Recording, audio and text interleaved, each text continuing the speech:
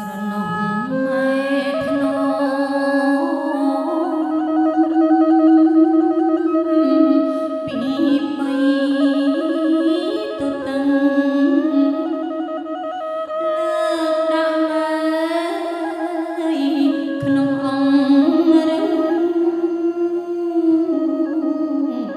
ដៃមិនដាច់ទីខ្សែពេលណាកូនឃ្លៀននាងយំរកម៉ែស្ទុំទៅធ្នមបំពេលើកកូនបញ្ចុកដង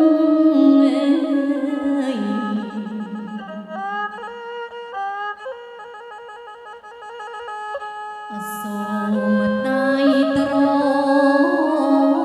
កូនអើយដេកលើភ្លើងក្តៅមុខម៉ែហើមស្រមើម៉ែនៅ